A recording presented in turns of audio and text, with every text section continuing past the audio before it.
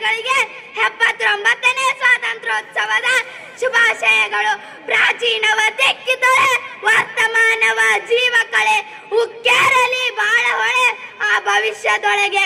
ಮೈ ಕೊಡವಿದೆ ಮೂಕ ಜನ, ಕೈ ಹಿಡೀರಿ 4 ಜನ, ಎದ್ದೇಳಲಿ ಎಲ್ಲ ಗುಣ ಆ ಸಮೃದ್ಧ ಬಾಳಿಗೆ ಎಂಬ ಚನ್ನ ವೀರ ಕನವೀಯರ ಕವನದ ಆಶಯದಂತೆ ನಮ್ಮ ಭಾರತ ದೇಶವನ್ನು ಬ್ರಿಟಿಷರು, ಪೋರ್ಚುಗೀಸರು, ಫ್ರೆಂಚರು, ಡಚ್ಚರ ಕಪಿಮುಷ್ಟಿಗೆ ನೇರವಾಗಿ, ವಕ್ರವಾಗಿ, ಪ್ರತ್ಯಕ್ಷವಾಗಿ, ಪರೋಕ್ಷವಾಗಿ, ಧಾರ್ಮಿಕವಾಗಿ, ಅಧಾರ್ಮಿಕವಾಗಿ, ಸತ್ಯವಾಗಿ, ಅಸತ್ಯವಾಗಿ, ಬೆಳ್ಳಗೊಮ್ಮೆ, ಕೆಂಪಗೊಮ್ಮೆ, ಹಗಲೊಮ್ಮೆ, ಇರುಳೊಮ್ಮೆ ಹೀಗೆ ನಾನಾ ತಂತ್ರ ಕುತಂತ್ರಗಳಿಂದಲೂ ನಿರಂತರ ರಾಜಕೀಯ ವಿದ್ಯೆ ಮತ್ತು ಸಮರ ನೀತಿಯ ಪ್ರಭಾವದಿಂದಲೂ ಪ್ರಯಾಸದಿಂದಲೂ ನಮ್ಮ ಶ್ರೇಷ್ಠವಾದ ಭಾರತವನ್ನು 100 ವರ್ಷಗಳ ಕಾಲ ಆಳಿದರು, ಅಪಾರ ಸಂಪತ್ತನ್ನು ದೋಚಿದರು.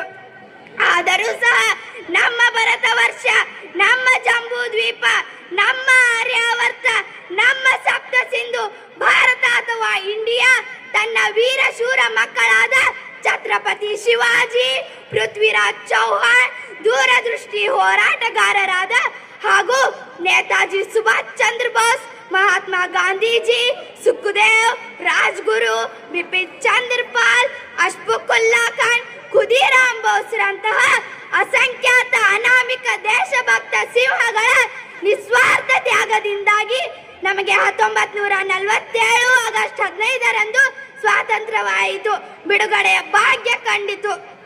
ಸ್ವಾತಂತ್ರ್ಯದ ನಂತರ ಭಾರತ ಅನೇಕ ಅಡೆತಡೆಗಳನ್ನು ಎದುರಿಸಿತು, ಹಲವಾರು ಏಳು ಬೀಳುಗಳನ್ನು ಕಂಡಿತು. ಆದರೆ ವರ್ತಮಾನದಲ್ಲಿ ಅಭಿವೃದ್ಧಿ ಪಥದಲ್ಲಿ ಸಾಗುತ್ತಿದೆ.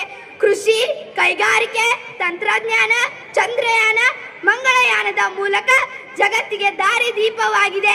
ಸರ್ಜಿಕಲ್ ಸ್ಟ್ರೈಕ್, ಆಪರೇಷನ್ ಸಿಂಧೂರ್ ಮೂಲಕ ಶತ್ರು ದೇಶಗಳಿಗೆ ಸಿಂಹ ಸ್ವಪ್ನವಾಗಿದೆ.